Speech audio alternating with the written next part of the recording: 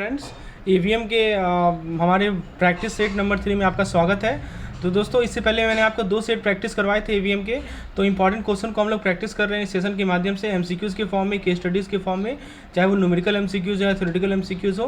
तो यदि आपने पहला 2 वीडियो नहीं देखा है, उसका लिंक मैं डिस्क्रिप्शन में प्रोवाइड कर देता हूँ। Kindly go through those through videos and today we will discuss 40 questions based on EVM and this is our practice session number 3। पहला सवाल आपके सामने है कि इनमें से कौन सा ह्यूमन रिसोर्स डेवलपमेंट का क्रूशियल फेज है जिसमें जो कि हेल्प करता है एम्प्लॉय को वर्क लाइफ बैलेंस के बारे में स्ट्रेटजी बनाने के लिए। ऑप्शन ए है परफॉर्मेंस फीडबैक, ऑप्शन बी है defining career stages in relation to organisation level, option C है identifying core job at each level, option D है कैरियर प्लानिंग। दोस्तों, इसका सही आंसर है ऑप्शन नंबर डी, यानी कि कैरियर प्लानिंग। देखिए दोस्तों, कैरियर प्लानिंग एक क्रूशियल फेज है ह्यूमन रिसोर्स डेवलपमेंट का, जो कि हेल्प करता है एम्प्लॉय को कि वो वर्क लाइफ बैलेंस के बारे में स्ट्रेटजी बना सके। कैरियर प्लानिंग इंकरेज करता है इंडिविजुअल को कि वो एक्सप्लोर करे, इन्फॉर्मेशन गैदर करे, कॉम्पिटेंसीज गेन करे, गोल सेट करे। कैरियर प्लानिंग हेल्प करता है एम्प्लॉय को कि वो कैरियर पाथ को समझे, जो कि कैरियर पाथ होता क्या है, जॉब असाइनमेंट का सीक्वेंस होता है। वो career planning career path basically career planning help करता है ट्रेनिंग रिक्वायरमेंट का सीक्वेंस को। ठीक है, तो कैरियर पाथ को यूनिफॉर्मली फॉलो किया जाना चाहिए सभी एम्प्लॉय के लिए, बिना किसी बायस का, बिना किसी प्रेजुडिस का। ये फ्लेक्सिबल होना चाहिए कि ये वेरिएशन को एकोमोडेट करे। चलिए, तो नेक्स्ट क्वेश्चन है कि फ्लैटर ऑर्गेनाइजेशन में क्या किस चीज़ की आवश्यकता होती है कि हम इमर्जिंग सिचुएशन को मीट कर सकें और एक्सपर्टाइज को डेवलप कर सकें अलग अलग एरियाज़ में। ऑप्शन ए का रहा है aim for apex level position, option B का रहा है create multiple career option, option C का रहा है develop core assignment for specialised function. दोस्तों देखिए, फ्लैटर ऑर्गेनाइजेशन में जो इसका सही जवाब है option number B. Flatter organisation में जो इम्फेसिस होता है और चांस होता है कि एपेक्स लेवल पोजीशन क्रिएट करने का, वो हो ही नहीं सकता। तो ऑर्गेनाइजेशन स्ट्रक्चर यहाँ पे हायरार्कियल नहीं होता है और एक्सपर्टाइज बिल्डिंग अलग अलग एरिया में क्रूशियल हो जाता है और चैलेंजिंग हो जाता है। इसीलिए इमर्जिंग सिचुएशन को मीट करने के लिए इंडिविजुअल को मल्टीपल कैरियर ऑप्शन को क्रिएट करना पड़ता है और एक्सपर्टाइज डेवलप करना पड़ता है बहुत सारे स्पेशलाइज फंक्शन में। तो ये जो मल्टीपल कैरियर का जो कंसेप्ट है ना, ये ज़्यादा रिलेवेंट है, क्योंकि ऑर्गेनाइजेशन जो है फ्लैटर स्ट्रक्चर, जैसे जैसे ऑर्गेनाइजेशन फ्लैट होते जाता है वैसे वैसे ये कंसेप्ट है मल्टीपल कैरियर का, ये ज़्यादा रिलेवेंट हो जाता है। ठीक है, और फोकस हमारा शिफ्ट हो जाता है किसी हम एक्सपर्टाइज को डेवलप करें अलग अलग एरियाज में, rather than traditional hierarchical career path. Next question है, इनमें से कौन सा कंसेप्ट है सेल्फ का जिसके अंदर बिहेवियर पैटर्न, वैल्यूज या दूसरे फिजियोलॉजिकल फैक्टर्स आते हैं along with strength and weakness. Option A का रहा है पेटेंट सेल्फ, दूसरा का रहा है एक्सटर्नल सेल्फ, तीसरा का रहा है इनर सेल्फ, चौथा का रहा है आइडेंटिटी सेल्फ। दोस्तों, इसका सही जवाब है option number C, inner self. तो सेल्फ का जो कंसेप्ट है इसको 2 हिस्सा में हम बांट सकते हैं। पहला होता है पेटेंट सेल्फ, जिसको हम लोग एक्सटर्नल सेल्फ कहते हैं, जिसके अंदर इंडिविजुअल का आइडेंटिटी आता है, उसका फिजिकल फीचर आता है। तो ये तो एक हो गया पेटेंट सेल्फ। और दूसरा होता है इनर सेल्फ। इनर सेल्फ क्या करता है कि बिहेवियर पैटर्न, वैल्यूज, फिर साइकोलॉजिकल फैक्टर, स्ट्रेंथ, वीकनेस, इनको सिग्निफाई करता है। तो ये दो पार्ट हो गया। मैं फिर से रिपीट कर दो, पेटेंट सेल्फ जो कि एक्सटर्नल सेल्फ होता है और एक होता है इनर सेल्फ। ठीक है, तो दो हो गया, पेटेंट सेल्फ और इनर सेल्फ। तो जो इनर सेल्फ होता है ना, वो हमारे फिजियोलॉजिकल एस्पेक्ट से डील करता है कि इंडिविजुअल का पर्सनैलिटी क्या है, उसका इमोशनल स्ट्रेंथ क्या है, उसकी वनरेबिलिटीज़ क्या है। तो यहाँ पे आप देख सकते हैं कि यहाँ पे जो पॉइंट लिखा गया है behaviour pattern, values, physiological factors, तो इसके लिए दोस्तों हमारे पास क्या है, इसके लिए सही जवाब है option number C, that is inner self. ठीक है, तो सही जवाब होगा इसका option number C, that is inner self. तो एक तो पैटर्न सेल्फ मैंने आपको बताया जो कि इंडिविजुअल की आइडेंटिटी और फिजिकल फीचर से डील करता है, और एक इनर सेल्फ जो कि बिहेवियर पैटर्न, वैल्यूज, फिर साइकोलॉजिकल फैक्टर, इनसे डील करता है। ठीक है, चलिए आगे बढ़ते हैं। नेक्स्ट है दोस्तों कि इनमें से कौन सा फैक्टर है जो कि कंट्रीब्यूट करता है पर्सनल एफिकेसी को, जिसमें अवेयरनेस होता है खुद की कैपेबिलिटी का, एक डिज़ायर होता है अच्छा करने का, बिलीव होता है इंप्रूवमेंट में, एफर्ट लगाते हैं कि हम कॉम्पिटेंसीज को इन्हांस करें। ऑप्शन ए का रहा है इमोशनल इंटेलिजेंस, बी का रहा है लोकस ऑफ कंट्रोल, सी का रहा है मोटिवेशन, चौथा का रहा है ट्रांजैक्शनल एनालिसिस। दोस्तों, इसका सही जवाब है मोटिवेशन। तो दोस्तों देखिए, मोटिवेशन एक फैक्टर है जो कि कंट्रीब्यूट करता है पर्सनल एफिशिएंसी में। इसके अंदर एक इंडिविजुअल का परसेप्शन होता है अपने सुटेबिलिटी करंट एक्टिविटी से, एक वैल्यू होता है जो कि वो एक्टिविटी पे प्लेस करता है, उसका बिलीफ होता है इंप्रूवमेंट में, और जो एफर्ट वो लगाता है ताकि अपने कैपेबिलिटी को इन्हांस कर सके, अपनी कॉम्पिटेंसीज को इन्हांस कर सके। तो मोटिवेशन बहुत ही इंपॉर्टेंट रोल प्ले करता है इंडिविजुअल को ड्राइव करने में कि वो अपने गोल को अचीव करे और अपने रोल में अच्छा परफॉर्म करे। तो जहाँ तक बात है इस क्वेश्चन की, तो पूछ रहा है कि personal efficiency, awareness of one capability, तो correct answer is motivation. Next question है हमारे पास कि हमारा जो लोकस ऑफ कंट्रोल का जो कॉन्सेप्ट है, इसके अनुसार इंडिविजुअल जो कि बिलीव करते हैं कि event are determined by external forces, वो क्या करते हैं? ऑप्शन ए कह रहा है कि इनिशिएटिव लेते हैं और अपने चारों बगल रिसोर्सेज को देखते हैं। ऑप्शन बी करता है कि वो गियर अप रहते हैं और इवेंट को एंटिसिपेट करते हैं। ऑप्शन सी कह रहा है कि वो डिपेंडेंसी को एग्जिबिट करते हैं और एक्सटर्नल फोर्स के लिए वेट करते हैं कि वो उसे पुश करे। ऑप्शन डी कह रहा है कि उन्हें कैपेबिलिटी होता है अपने बिलीव पे, तो have believe in their capability, उन्हें विश्वास होता है अपनी कैपेबिलिटी पे। तो बताइए लोकस ऑफ कंट्रोल कॉन्सेप्ट क्या कहता है? लोकस ऑफ कंट्रोल कॉन्सेप्ट ये कहता है कि जिस इंडिविजुअल के पास ज़्यादा एक्सटर्नल लोकस ऑफ कंट्रोल है वो बिलीव करते हैं कि इवेंट जो है एक्सटर्नल फोर्स से डिटरमाइन होता है और ये जैसे कि लक हो गया, डेस्टिनी हो गया, जिस कारण से वो एग्जिबिट करेंगे general dependency and wait for external force to push them. That's why option number C is the correct answer. आपका कंसेप्चुअल क्लैरिटी है या नहीं है वो यहाँ चेक हो रहा है। इनमें से कौन सा एक कोर्सिव बेस ऑफ पावर नहीं माना जाता है according to power based concept? Option A charisma, option B punishment, option C withholding information on resource, option D personal relationship emotional power. दोस्तों देखिए पावर बेसिस कंसेप्ट के अनुसार कोर्सिव पावर जो power के अंदर ऑर्गेनाइजेशन पोजीशन आएगा, punishment आएगा, personal relationship आएगा यानी इमोशनल पावर आएगा, और लेकिन और विथहोल्डिंग इन्फॉर्मेशन टू रिसोर्सेज। लेकिन जो कैरिज्मा है ना वो क्या होता है, एक परसुएसिव बेस पावर होता है, ठीक है, with expertise and competence. That's why option number A is the correct answer. इसको हम लोग कोर्सिव बेस ऑफ पावर नहीं मानते, तो परसुएसिव बेस। देखिए पावर बेस ऑफ पावर में भी दो पार्ट होता है, एक होता है कोर्सिव और एक होता है परसुएसिव। तो आपको दोनों में डिफ्रेंसिएशन क्लियर होना चाहिए, कौन सा हमारा परसुएसिव है, कौन सा हमारा कोर्सिव है। Option number A is the correct answer. इनमें से कौन सा पावर होता है जो कि बेस्ड होता है इमोशनल कनेक्शन के बेसिस पे और दूसरे के द्वारा एडमायर किया जाता है, खासकर जूनियर के द्वारा, जिससे हमारा ब्लाइंड इमोशनल अटैचमेंट होता है, ठीक है। तो ऑप्शन ए कर रहा है कोर्सिव पावर, बी कर रहा है चेरिस्मेटिक पावर, सी कर रहा है एक्सपर्ट पावर, डी कर रहा है रिवार्ड पावर। दोस्तों इसका सही जवाब है चेरिस्मेटिक पावर। मैं समझाता हूँ, देखिए चेरिस्मेटिक पावर जो है हमारा इमोशनल अट्रैक्शन पे बेस्ड होता है और किसी पर्सन के एक्स्ट्रा ऑर्डिनरी कैरेक्टरिस्टिक पे बेस्ड होता है। ये एक इन्फ्लुएंस की तरह काम करता है जो कि दूसरे के द्वारा अट्रैक्ट और एडमायर किया जाता है, खासकर जूनियर्स के द्वारा। तो जो पर्सनैलिटी इंटरप्ले होता है लीडर्स के बारे में, लीडर्स और फॉलोअर के बीच में, वो लीडर को पावरफुल बनाता है और फॉलोअर जो है इमोशनली अटैच हो जाते हैं और ब्लाइंडली लीडर के एक्शन को, डायरेक्शन को फॉलो करते हैं। तो इसे हम लोग कहते हैं charismatic power. Charismatic power emotional attraction पे बेस्ड होता है। That's why option number B is the correct answer. शूज इंटरपर्सनल नीड्स के अनुसार किसे डिफाइन किया जाता है? Need to establish and maintain a satisfactory relationship with people in terms of interaction and association including a physiological comfortable relationship with other on the dimension of initiating interaction. Option है interpersonal need और control. देखिए same का same definition उतार लिया गया है। तो दोस्तों ये जो हमारा नीड होता है इंक्लूजन का, उसे डिफाइन किया जाता है need to establishment and maintain a satisfactory relationship. इसे कहा जाता है इंटरपर्सनल नीड फॉर इंक्लूजन, ठीक है, इंक्लूजन का नीड होता है। कौन सा ईगो स्टेट बिहेवियर को इवोक करता है, जो कि जिसका कैरेक्टरिस्ट होता है logical, reasonable, rational, unemotional decision making, where individual examine alternative based on facts and figure prior to engaging in behaviour. Parent, child, ego, nurturing parent. बताइए बहुत बढ़िया क्वेश्चन है, बताइए क्या सही जवाब होगा इसका। मैं आपको समझाता हूँ दोस्तों, एक ही कंसेप्ट को मैं आपको समझाऊंगा। देखिए यहाँ पे जहाँ तक इस क्वेश्चन की बात है, तो देखिए पूछा जा रहा है कि आपको पता होगा जो हमारा एडल्ट ईगो स्टेज होता है वो उसमें ऐसा बिहेवियर आता है जिसमें लॉजिकल हो गया, रीजनेबल हो गया, रैशनल हो गया, अनइमोशनल डिसीजन मेकिंग है। तो जो भी लोग इस एडल्ट ईगो स्टेज में होते हैं ना, वो इंगेज करते हैं प्रॉब्लम सॉल्विंग में, एनालिटिकल थिंकिंग में, डिसीजन मेकिंग में, based on facts, figure and probabilities. That's why option number C is the correct answer. Highest activity of life क्या होता है जो कि नया अनटैप्ड अल्टरनेटिव क्रिएट करता है, वैल्यूज क्रिएट करता है, जो मेंटल, इमोशनल और फिजियोलॉजिकल डिफरेंस होता है लोगों के बीच में। तो बताइए compromise, majority view, team work या कंसेंसस। दोस्तों देखिए टीम वर्क इसका सही जवाब है। टीम वर्क को डिफाइन किया जाता है लाइफ का हाईएस्ट एक्टिविटी जो कि अनटैप्ड अल्टरनेटिव क्रिएट करेगा। इसके अंदर इंडिविजुअल जिनके पास हाई डिग्री ऑफ इंटरडिपेंडेंस है वो कॉमन गोल को अचीव करने की तरफ काम करेंगे, टास्क को कंप्लीट करने के प्रति काम करेंगे, ठीक है। तो कौन सा टर्म यूज किया जाता है तो एक पर्सन के कैपेबिलिटी को डिस्क्राइब करने के लिए कि वो मैनेज कर सकता है, कंट्रोल कर सकता है अपने इमोशन को और दूसरे के इमोशन को इन्फ्लुएंस कर सकता है। Emotional quotient, emotional intelligence, intelligent quotient, social quotient. सही जवाब है इसका emotional intelligence. Emotional intelligence short में EI कहते हैं। तो ये कैपेबिलिटी होता है एक पर्सन का कि वो मैनेज करेगा अपने इमोशन को, कंट्रोल करेगा अपने इमोशन को। दोस्तों ये जो क्वेश्चन है ना, इसी प्रकार के क्वेश्चन हमारे मॉक टेस्ट में भी अवेलेबल है। तो यदि आप 100 से ज़्यादा डेली क्विजेज अटेम्प्ट करना चाहते हैं, यानी 1500 क्वेश्चन हमारे डेली क्विज का, 17 यूनिट वाइज क्विज है और प्रति में 50 क्वेश्चन, यानी दोस्तों समझ सकते हैं कि आप 850 क्वेश्चन हमारे यूनिट वाइज है और 400 क्वेश्चन हमारे मॉड्यूल वाइज क्विज में है। यानी दोस्तों कुल मिलाकर 2500 क्वेश्चन है, 2500 क्विजेज हैं जो कि हमारे मॉक टेस्ट में अवेलेबल हैं। तो दोस्तों यदि आप इसको प्रैक्टिस करना चाहते हैं लास्ट 5 to 6 डेज में, तो आपके लिए बेस्ट कोर्स है दोस्तों mock test course. Please enrol in the course.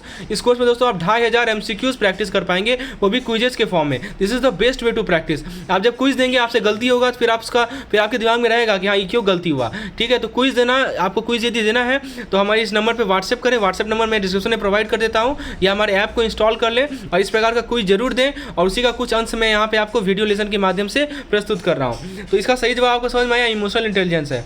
दोस्तों सवाल है कि इमोशनल इंटेलिजेंस का कौन सा कंपोनेंट होता है जिसके अंदर आप दूसरे की फीलिंग को समझते हैं, पर्सपेक्टिव को समझते हैं और एक एक्टिव इंटरेस्ट लेते हैं उनके कंसर्न में। इसको कहते हैं एम्पैथी। एम्पैथी हमारा इमोशनल इंटेलिजेंस का एक कंपोनेंट होता है जिसके अंदर हम दूसरे की फीलिंग को समझते हैं। नेक्स्ट क्वेश्चन है हमारा कि आपको पूछा जा रहा है कि कौन सा फैक्टर सिग्निफिकेंट कंट्रीब्यूट करता है एम्प्लॉय के मोरल को पॉजिटिव बनाने में और हाईली डिपेंडेंट होता है एम्प्लॉय के मोटिवेशन, रिवार्ड और रिकॉग्निशन में। तो दोस्तों ऑप्शन है communication, inspecting, wellness and benefit, recognising employ. सही जवाब है इसका रिकॉग्नाइजिंग एम्प्लॉय। एम्प्लॉय को रिकॉग्नाइज कीजिए उसके एफर्ट के लिए, अचीवमेंट के लिए। एक सिग्निफिकेंट फैक्टर है जो कि पॉजिटिव एम्प्लॉय मोरल के लिए कंट्रीब्यूट करता है। जब भी एम्प्लॉय वैल्यूएबल फील करेंगे ना और अपने वर्क के लिए अप्रिशिएटेड फील करेंगे तो ये उनका मोटिवेशन बूस्ट करेगा और ओवरऑल मोरल बूस्ट करेगा। नेक्स्ट, तो ये था फ्रेंड्स, आप देख सकते हैं कि आपके लिए मैंने एवीएम का कैप्सूल कोर्स लाया हूं।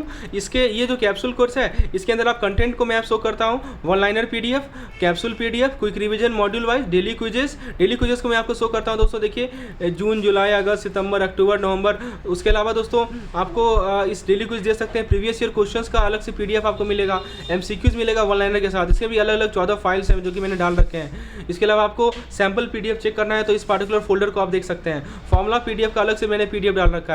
तो फ्रेंड्स ये जो हमारा एवीएम कैप्सूल कोर्स है ये मात्र 75 रुपीज़ में आप एक्सेस कर सकते हैं। डिटेल जानकारी के लिए आप हमारे ऐप को इंस्टॉल कर लें और इस कोर्स में इनरोल हो जाएं। इसमें मैं आपको एक फ्री कंटेंट भी प्रोवाइड कर रहा हूँ सैंपल के रूप में, ताकि आप देख पाएँ कि किस प्रकार का कंटेंट है। तो उसका आप देख सकते हैं। तो हमारे नंबर पर व्हाट्सएप करके या हमारे ऐप को इंस्टॉल करके इस कोर्स में आप इनरोल हो सकते हैं। दोस्तों आइए कुछ क्वेश्चन और डिस्कस करते हैं हम लोग। पूछा जा रहा है आपसे कि पीटर एफ ड्रकर के अनुसार पूछा जा रहा है कि मेन डिफरेंशिएटर क्या है ऑर्गेनाइजेशन सक्सेस का? Technology and processes, human resource management practice, global business environment, human capital in terms of skill, knowledge and attitude. दोस्तों देखिए सही जवाब है इसका option number D, human capital in terms of skill, knowledge and attitude. Peter F Drucker के अनुसार जो main differentiator होता है ऑर्गेनाइजेशन के सक्सेस का वो उसका ह्यूमन रिसोर्स होता है इन terms of skill, knowledge and attitude. उन्होंने इस बात पर जोर दिया कि ऑर्गेनाइजेशन जो है रेप्लिकेट कर सकता है टेक्नोलॉजी को और प्रोसेस को, लेकिन प्रत्येक इंडिविजुअल यूनिक है, जिसके कारण से ह्यूमन कैपिटल का डिफरेंशिएशन होता है इन प्रत्येक ऑर्गेनाइजेशन में। नेक्स्ट सवाल है कि हमारा जो बहुत सारा स्टडीज़ है उसका प्राइमरी फोकस क्या है जो कि कंडक्ट किया गया है ह्यूमन रिसोर्स मैनेजमेंट के फील्ड में, यानी एचआरएम के फील्ड में जो बहुत सारे स्टडीज़ कंडक्ट किए गए हैं उनका प्राइमरी फोकस क्या है? Technological advancement, improving organisation effectiveness, establishing universal management principle, enhancing organisation communication. सही जवाब है इसका establishing universal management principal.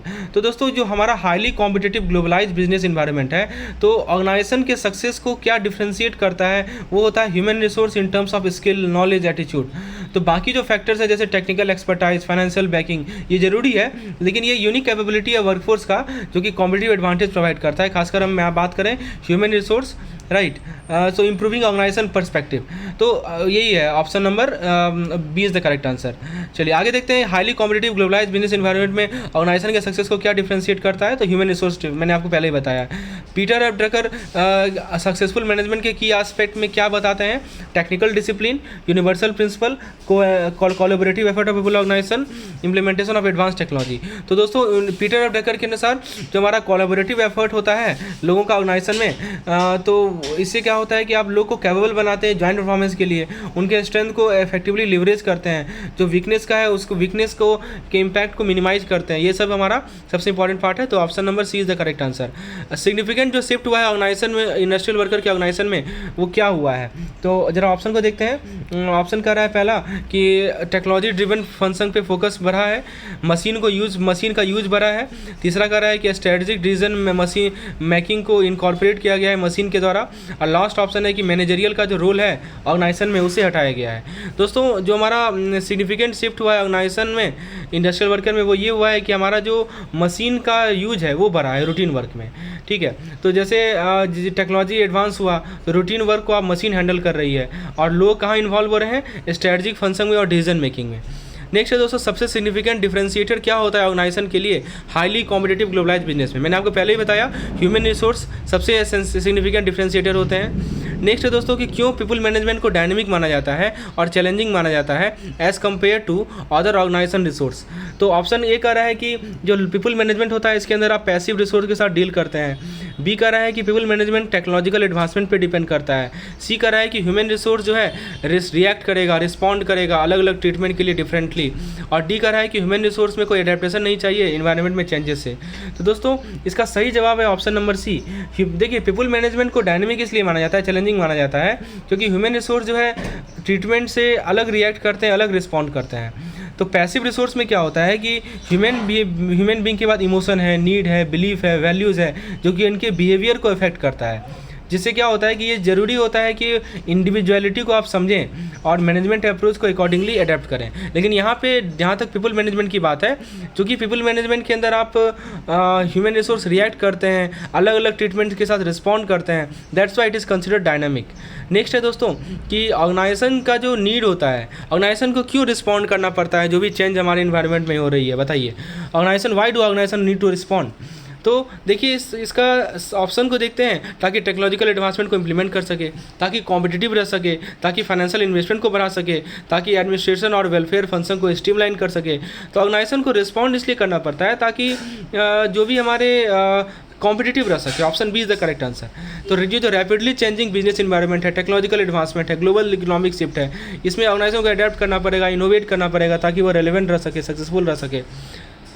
Next question है आपके पास कि किसने नया अप्रोच को ट्रिगर किया पीपल मैनेजमेंट में, technological advancement in management, research in the field of human resource, philosophical approach to the management, and last option is generation gap and changing work ethics. सही जवाब है दोस्तों रिसर्च। तो जो हमारा नया अप्रोच जो आया ना, इवोल्यूशन हुआ पीपल मैनेजमेंट में, इसको ट्रिगर दिया गया research in the field of human resource as well as social science. तो ये जो रिसर्च फाइंडिंग है, इस कारण से बेटर अंडरस्टैंडिंग हुआ ह्यूमन बिहेवियर का और हमारा इफेक्टिव मैनेजमेंट अप्रोच का डेवलपमेंट हुआ।